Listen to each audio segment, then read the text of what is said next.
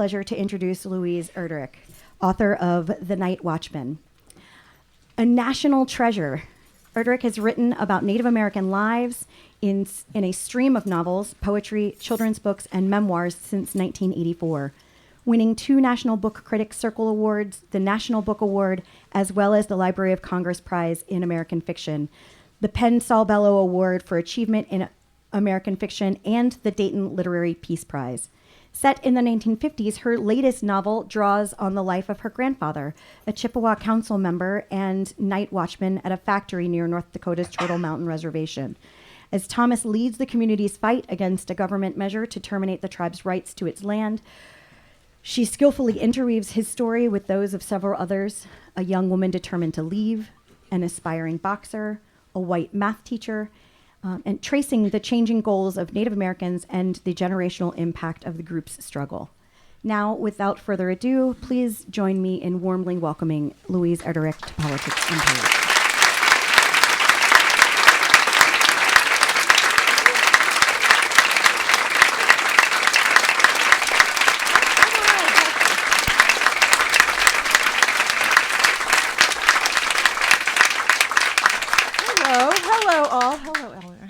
Hello, everybody. I'm so delighted. Okay, I see everybody. People are standing up. So do people want to come up and sit down closer, or that's a lot? This is going to be like half an hour. They're used to it. Okay, you guys are hardcore literature lovers. Thank you so much. I'm really quite thrilled to be here. I don't even need this. Great.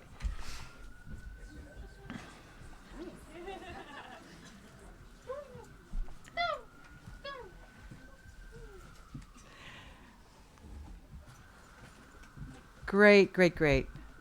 All right, everybody can hear me? Perfect. All right. Okay. It's beautiful here. And I'm kind of astonished. It's the weird new normal is this kind of warmth, and we have it in North Dakota and in Minnesota too. But it felt like the balminess and the daffodils are out here. It's incredible. Oh, well, I'm taking us back to 1954.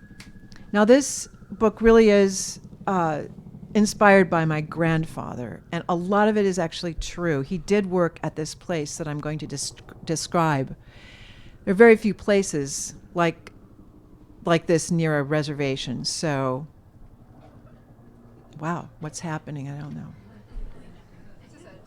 Oh, this is just Washington. It's always, I'm sorry. I'm from the Midwest. Like when this happens, everybody flies out the door to see what's going on. Oh, all right. Great.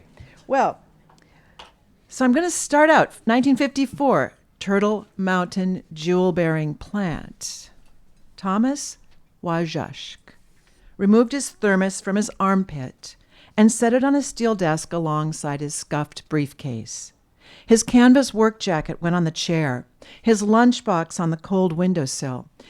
When he took off his padded tractor hat, a crab apple fell out of the ear flap. It was a gift from his daughter. He put it on the desktop to admire, then punched his time card. Midnight. He picked up the key ring, a company flashlight, and walked the perimeter of the main floor. In this quiet, always quiet expanse, Turtle Mountain women spent their days leaning into the hard light of their task lamps. The women pasted micro-thin slices of ruby, sapphire, or the lesser jewel, garnet, onto thin upright spindles in preparation for drilling. The jewel bearings would be used in Defense Department ordnance and in Bulova watches.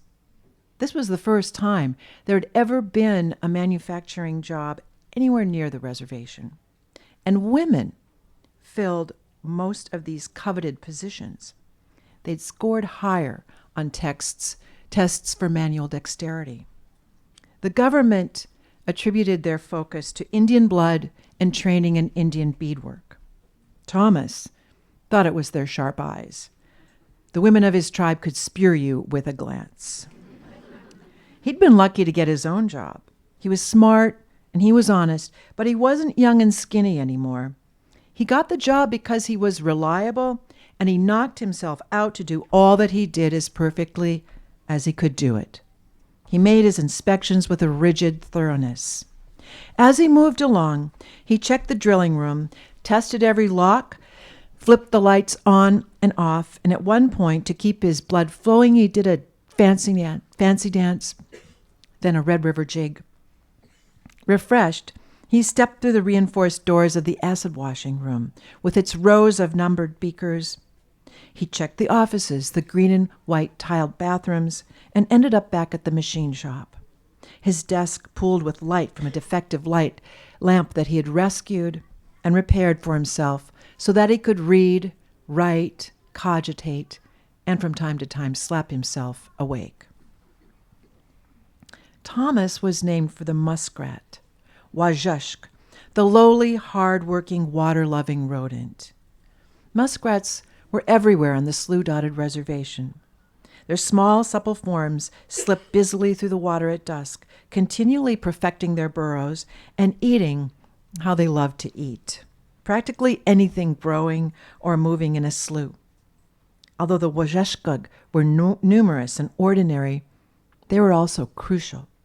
In the beginning, after the Great Flood, it was a muskrat who had managed to remake the earth. In that way, as it turned out, Thomas was perfectly named.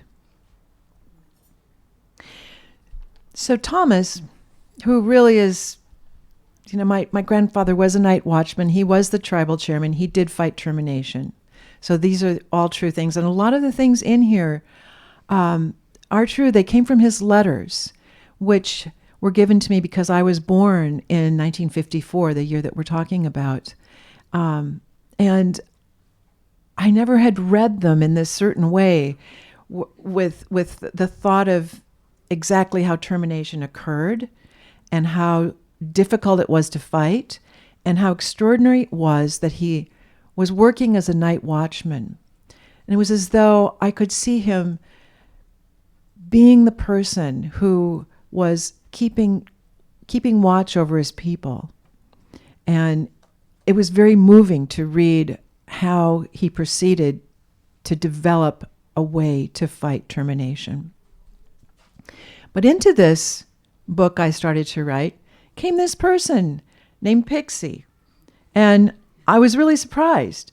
I started writing this and at one point, I knew she was going to be my character. I was really excited about writing in her voice, or writing about her.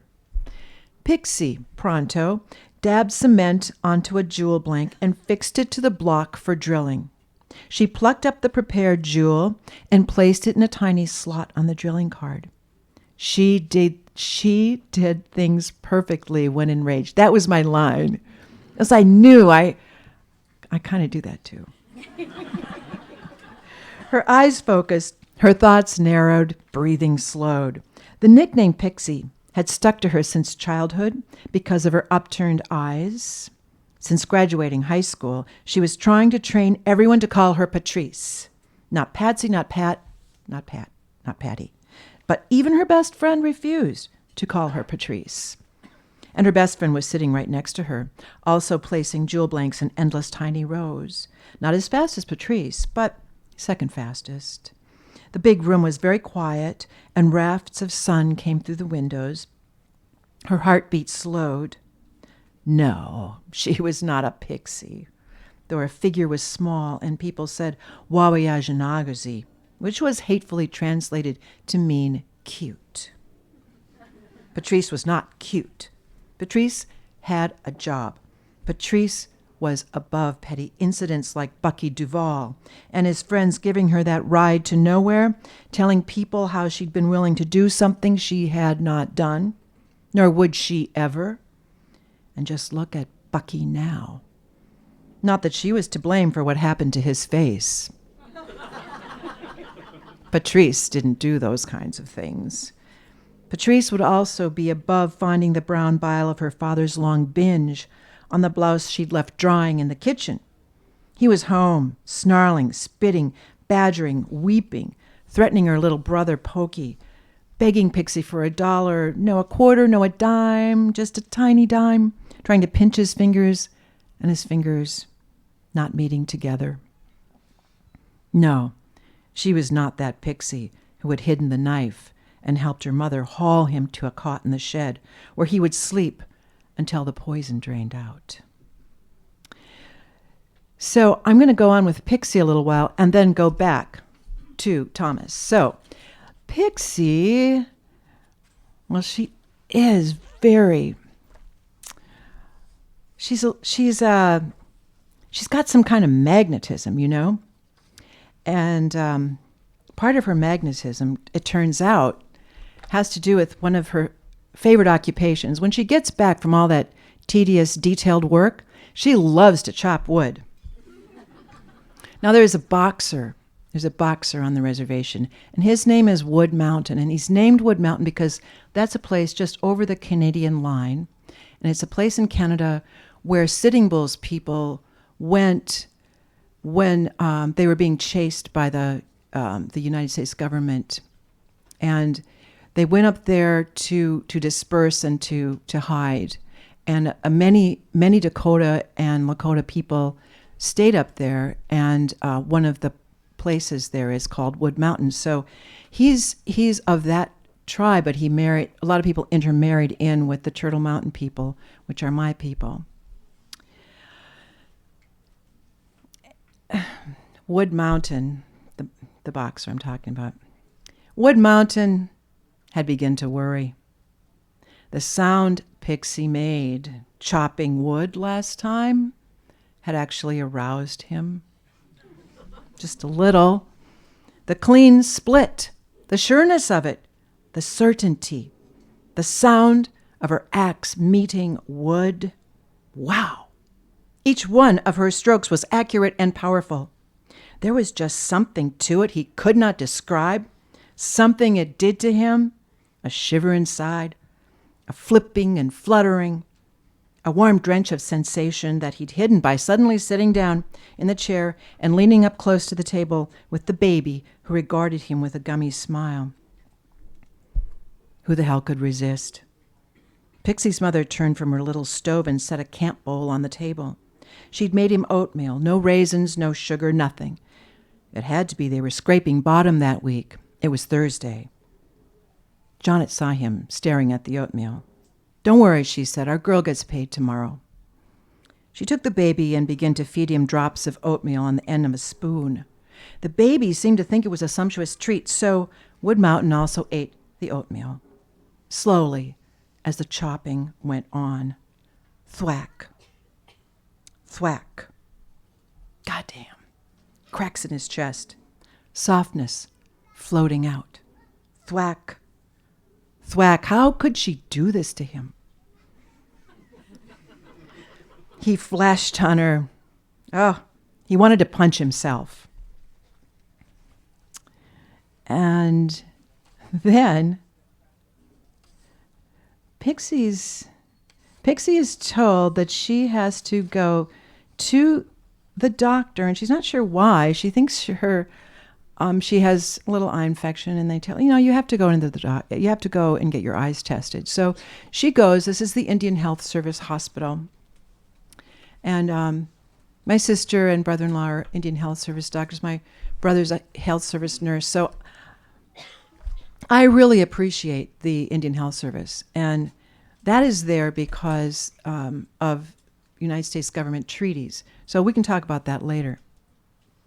The eye clinic was set up in a corner of the hospital, with a line outside the small room where the visiting eye doctor conducted his tests. Patrice stood in line for an hour. The eye test consisted of charts and lights and cards with black lines. After the doctor wrote down all the results, he lowered a large set of lenses before her face and switched magnifications on each eye until the shapes in front of her resolved.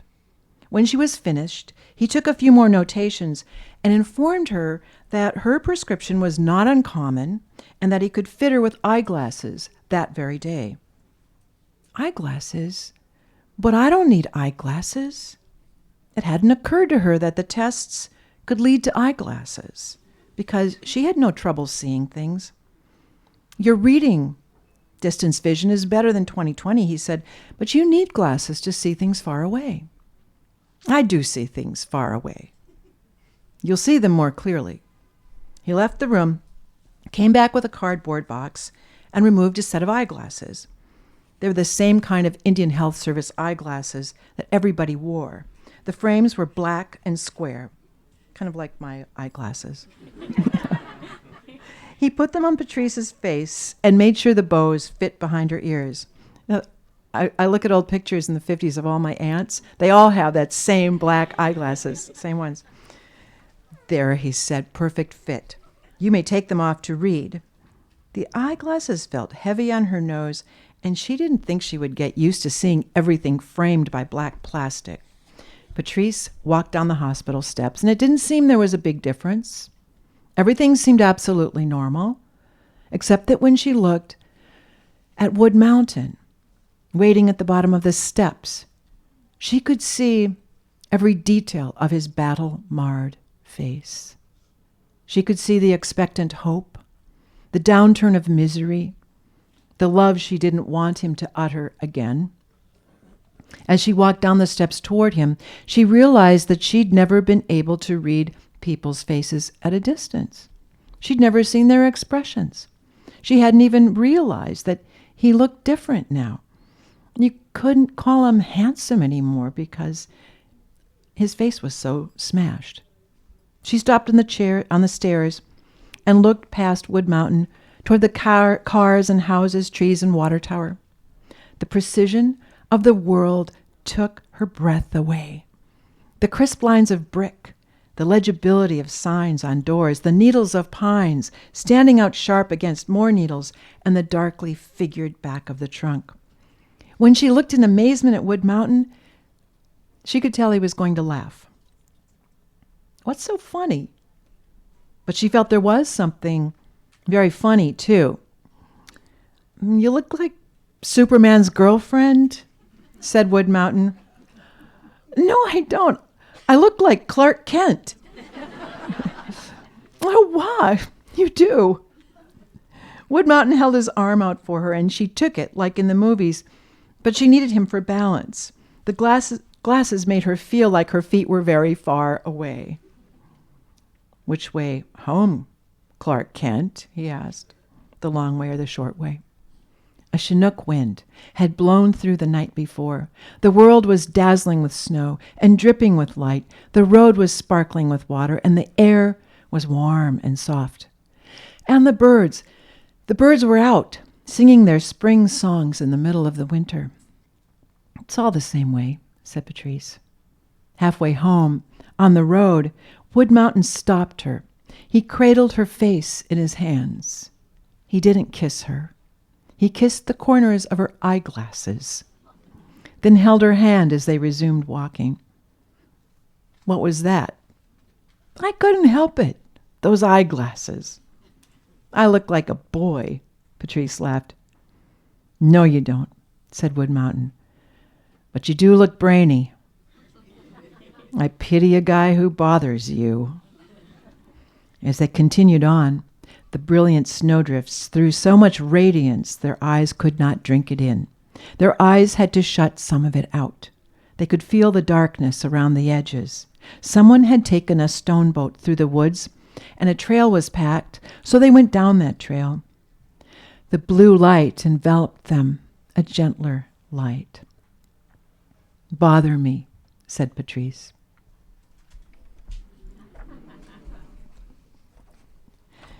So we're back to Thomas. Thomas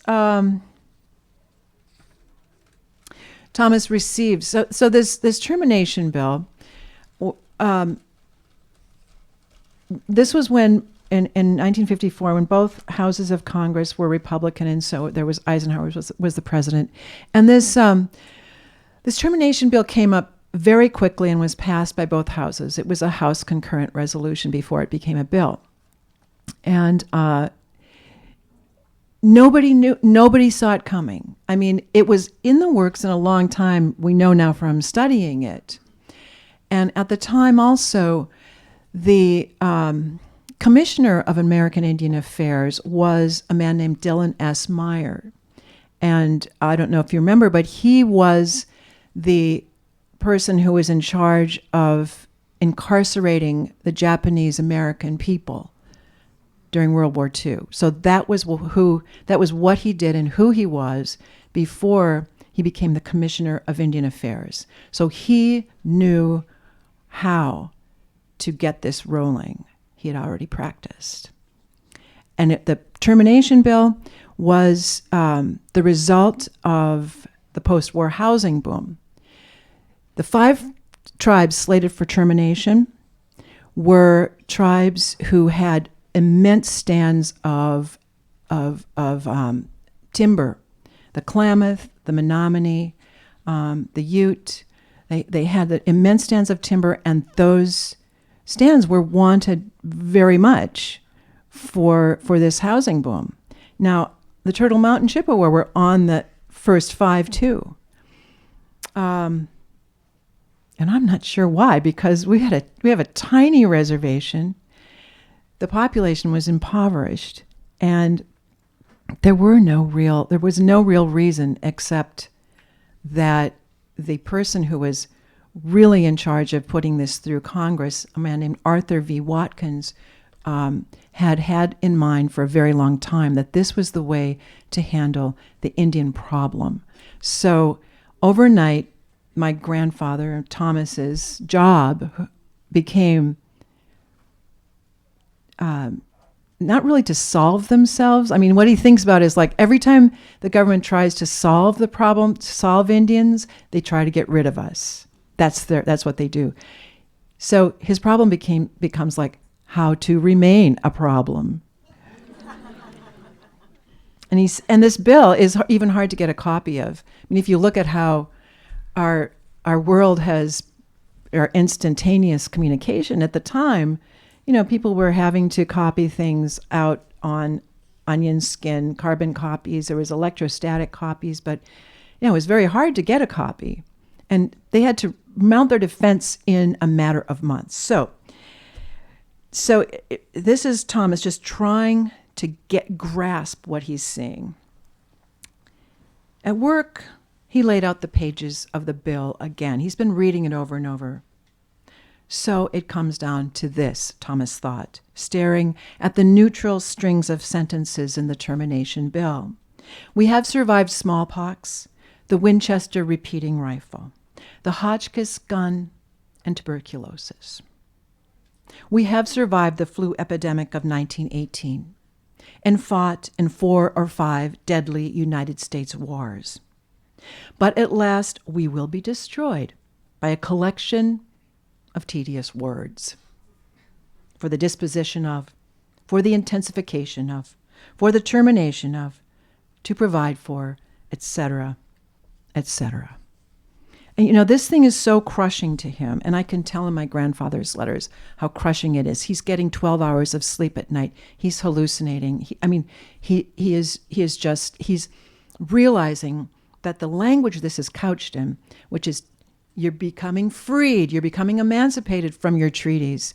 They declared null and void the treaties that had been made on a nation-to-nation basis since the beginning of the country, and which contained the words, as long as the grass grows and the rivers flow. So that these treaties were actually, they were like contracts. We'll use almost all of your land, and as a form of rent, we will provide education and health services for you and give you what the Ojibwe word is, the Ishkonagan, the leftovers. We'll give you the leftovers. And so that was the deal, but they struck the deal because they had to strike the deal, and now even that deal was being pulled out. So he's just trying everything he can do to grasp together a coalition of people, and he actually does this. You can read the book, but he has this wife that he loved, and this is really true too. He absolutely adored my grandmother, and he called her baby doll. She was a very large woman. Baby doll. Thomas and Rose lay side by side in the dim night.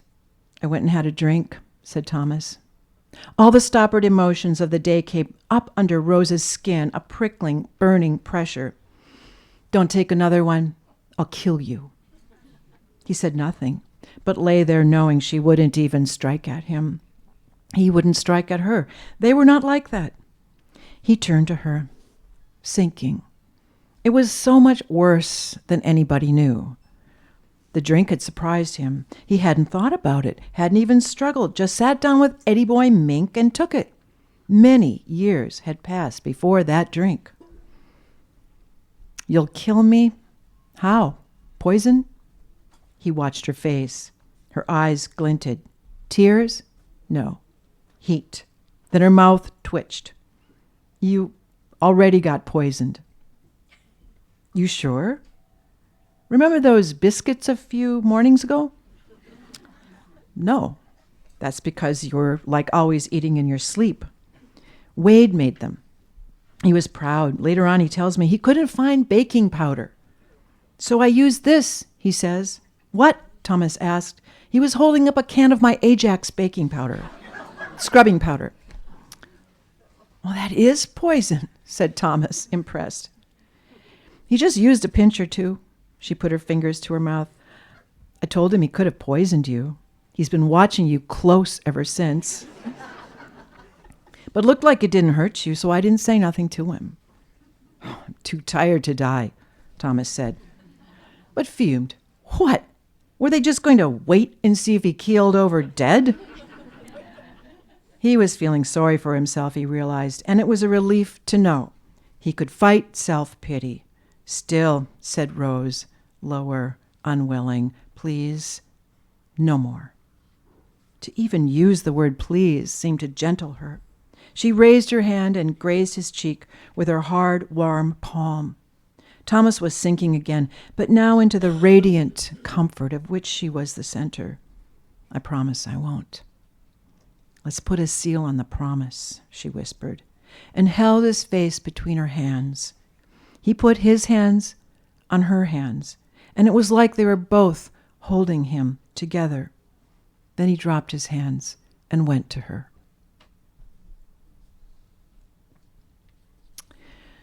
So I'm going to read this shorter part, and then I'm going to read something to you from the very end of the book.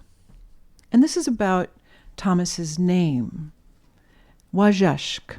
That means muskrat, as I said in the beginning. But there's a story that goes along with it. And in Ojibwe culture, when you have a name, an Ojibwe name, you take care of your name. It's a way of taking care of yourself. You take care of that name by sometimes putting out some food and having a feast with people, or asking for the story from your way, the person who named you and is there to look after you all through your life. And that's what Thomas does. His father's name is Bibun, which means winter. As he did at the change of every season, Thomas gave his father a pinch of tobacco and asked for the story of his name. The story tied them together, as Thomas was named after his grandfather, the original and real Wajashk. In the beginning, said Bibun, the world was covered with water. The Creator lined the animals who were the best divers. First the Creator sent down Fisher, the strongest, but Fisher came up gasping, couldn't find the bottom. Next Mong, the loon, dived under the way they do. Bibun curved his hand. Loon tried but failed. Thomas nodded in appreciation, loving the gestures he remembered from childhood. The helldiver flashed into the water, bragging it would succeed. That helldiver pulled itself deeply down and down, but no. Bibun waited, took in a deep breath. Last, the humble water rat. The Creator called on that one, Wajashk. The little fellow dived down. He took a very long time, and then finally Wajashk floated to the top. He was drowned, but his paw was clenched. The creator unfolded Wajusk's webbed hands. He saw the muskrat had carried just a little off the bottom. From that tiny paw's grip of dirt, the creator made the whole earth. Mi'u. That's it, said Biboon. They were sitting outside. Biboon stared at the bright papa leaves, trembling and flashing as they swirled thickly off the branches. Once, the wild prairie had been littered with bones. Bones, thick and white, as far as he could see. He gathered and hauled the buffalo bones with his father, $8 a ton, down at the railroad yard in Devil's Lake. His family had all dived to the bottom to scrape up dirt. But now his son was sitting with him, their chairs tipped back against the whitewashed wall of old logs. The sun struck Biboon's face, no warmth to the light, a sign his own namesake was just over the horizon. I'm an old pinto pony, scrawny and always hungry, and this winter just might do me in, he said. His voice was light, amused. No, said Thomas, no. You have to stick around here, Daddy. I'm a weight around your necks, said Biboon. Don't say that. We need you. I can't even dig a potato. Yesterday I fell over.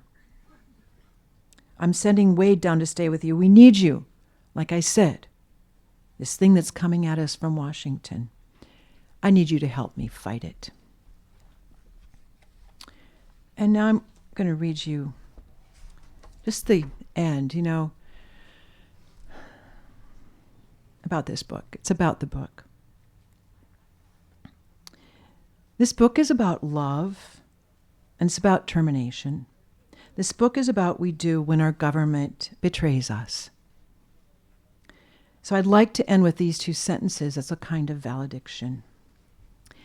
If you should ever doubt that a series of dry words in a government document can shatter spirits and demolish lives, let this book erase that doubt. Conversely, if you should be of the conviction that we are powerless to change those dry words, let this book give you heart. Thank you.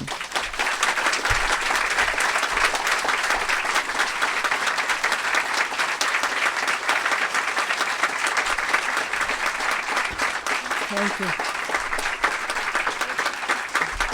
Thank you. Thanks. So thank you. Time for questions, if there are any.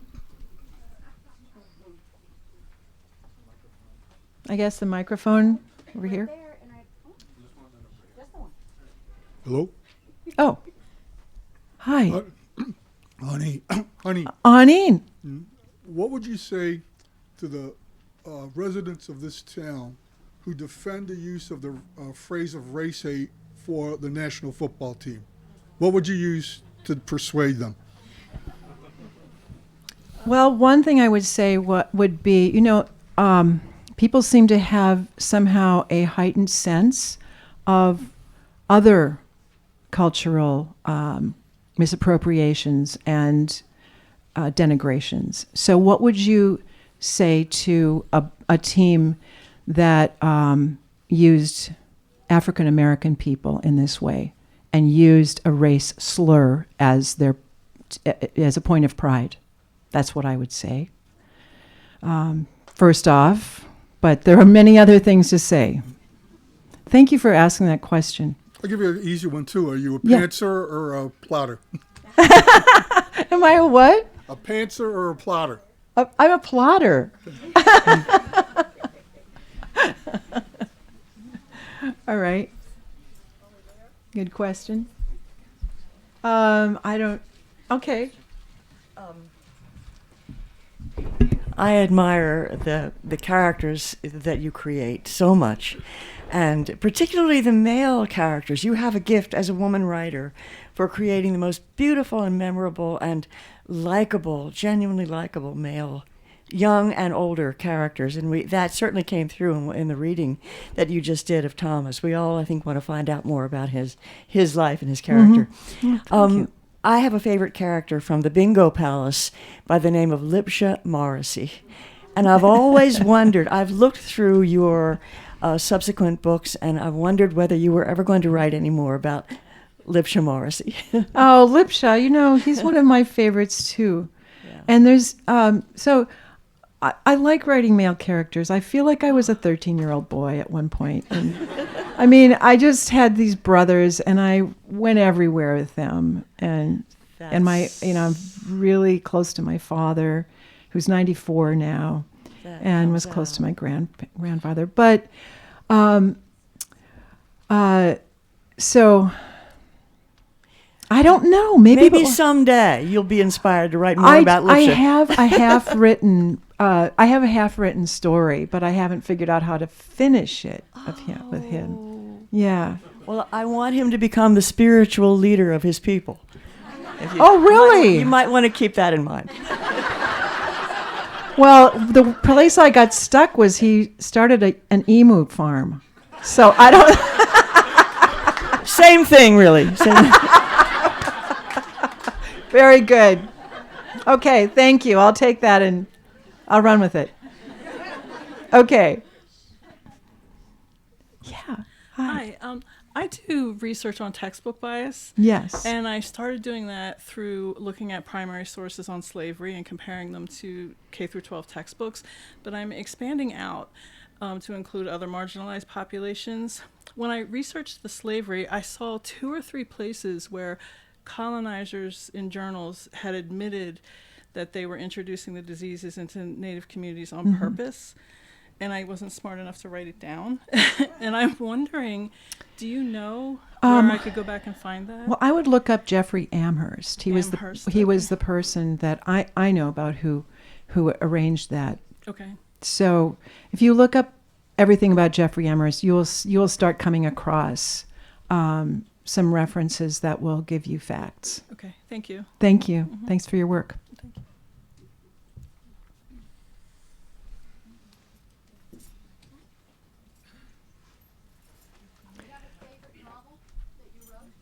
That I wrote? My favorite novel that I wrote, well, I'm going to tell you what I'm reading right now, which I am loving. This was like a coincidence. I'm going out to Tucson to have a conversation with Luis Alberto Urrea. Oh, everybody's going, oh! And I'm reading The House of Broken Angels again so I can talk to him. And I'm jaw-dropping. He reviewed this book. It will be in the New York Times Book Review. It's a beautiful review. And I just now I don't know what to say to him. But that's my favorite book that I'm reading right now. I really love it. And I was also reading an Alice McDermott, but I was reading the books of the people I was going to see. But unfortunately, I won't be seeing her. She's got the flu. Yeah. So my favorite book of my own is The Last Report on the Miracles at Little Nohurst, which I know it's got a really long title. But that's the one because at the time our family was going through, really a time I can't even put words to. It was so difficult. And I didn't know if I would be a writer again. And I think a lot of people didn't know if I would be a writer again. I suddenly started to write that book. And the character took hold of me. And I knew I would write that book. And I would write many more books. And it was the one that I go back to and I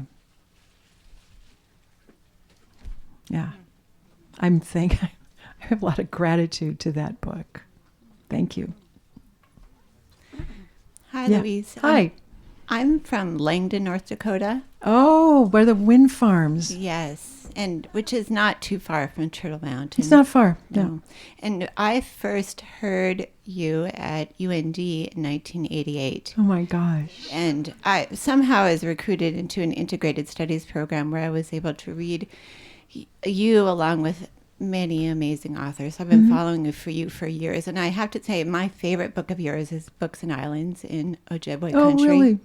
And I'm curious if you have considered writing about your daughters more in your writings? Well, that's really up to them. I mean, they're all grown up now. So that is, I'm not going to do it unless they're, write about me, which I don't think they're going to do. But she was so little then, and she had these crazy toys. I even wrote about her toys. Sweet story, though. Oh, thank you. Thank you. You really opened up the window in North Dakota. It was Thank great. you. Thank you. Thanks. I do have some essays. I'm going to publish a book of essays, and there's some pieces that are about them, and I have had to get, them approved. So that it goes through them. Yeah. Hello. Through an interview you had recently, I think, through an interview you had recently, I understand you have a bookstore. I do. Is It's that called Birch Bark Books. It's in Yes. Minneapolis. And you said your brothers or sisters are the cash box. How did you say My it? The daughters. cashier- My they daughters take and care I've of got the- these wonderful people. They're like family, who also work there. I've become really. I mean, I'm kind of antisocial, so that's why I started the bookstore, so I could make friends with my. Well, how No, is it they're just great, and the bookstore is doing well, and my daughters work there. good? Yeah, it's doing well. It's about like maybe if you'd stop at social sciences, right there, that is how big it is from here to there. It's very tiny. Then I know I heard in the right presentation. It was Yes. you. We also have we failed, unlike this wonderful store, we failed in a little operation where we tried to expand the store into our basement, but it was a very grim basement. Nobody wanted to go down there. So now we're, my manager, who's an artist, started this great online store for, this is from things like this, for native jewelry, because we know lots of artists and jewelry makers and native bead workers and all kinds of things. So it's called Birch Bark Books and Native Arts, and it's just, that's where we're keeping all the stuff and sending it up and down the stairs. Hi, my name's Morgan. Hi, Morgan. I have read a fair amount of your work, and it often deals with historical issues, but it feels very present, and I'm curious what your process is for, if you do so, bringing in kind of present day issues, even within your kind of historical framework.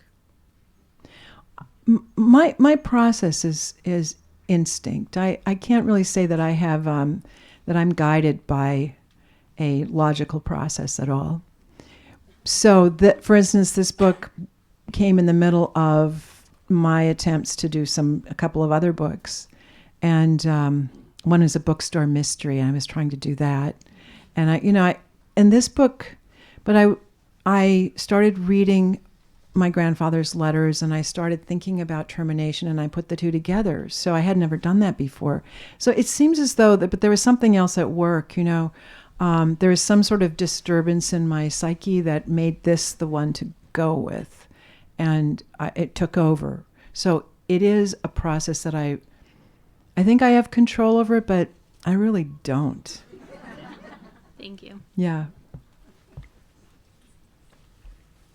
Hi, there are Hi. a few of us here from your alma mater, Dartmouth College in Oh. Hanover, New Hampshire. And for those who may not know, Louise was from the first class that was coeducational. Indeed. And I'm wondering how that experience as a pioneer among women there, and also at a school that's had some mixed history with gender relations and its treatment of Native Americans. How did that impact your writing career in terms of that educational experience? I'm still trying to parse that out, and I haven't really. Every time I write something, it's sort of. It never gets to the heart of what it has meant to me to have been there that first year. That was the first year there were 9 men to every woman.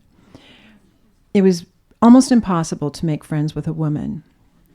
And it's a very bizarre situation. I don't think when they did this, they understood how really traumatizing it would be to the women. It was very hard. And yet I thought it was fine because I was from North Dakota. I thought, hey, I'm from North Dakota. But it wasn't like that. There was no reason for me to think that, but I would just think, hey, I'm from North Dakota. So I got through everything somehow. But one thing I did that, thank God I did it, and thank God this happened to me. So, Dartmouth is known for its heavy drinking and its frat world and all of that stuff. It was the basis for Animal House at the time. And so I decided I'm going to go to a frat party. I'm going to see what this is all about. I've heard about it. I'm going to go. And I went down Frat Row. And as I'm walking down, out of a third-story window, a burning mattress flies into the air and lands on the street in front of me. And I just thought, that says it all. I'm never going back. And I never did. I'd probably save me. So, thanks. Thank you. Yeah. Can you just talk about, growing up, what led you to be a writer, and also why you almost stopped? What led me to become a writer, and why I didn't really almost stop. I just didn't think I could go on. I didn't want to stop. Yeah. Oh, well, because my husband committed suicide, and I was left to be a single parent with with all of my extremely sorrowing, and yet I must say relieved family. It was a very tough thing that happened to him, and impacted all of us enormously.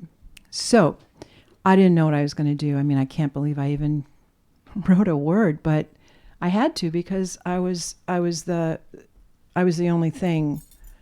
I had to. I was the mom.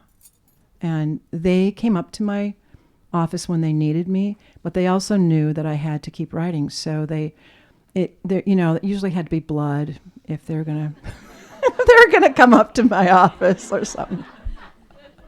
They're the greatest people, I gotta say. They've turned into the greatest people. But what did you ask before that? What in the very beginning? Why did I? I don't know. I knew I had to get out of my little town. I knew I was weird, and I knew I was different. And my mother got me to go to Dartmouth. She looked and she saw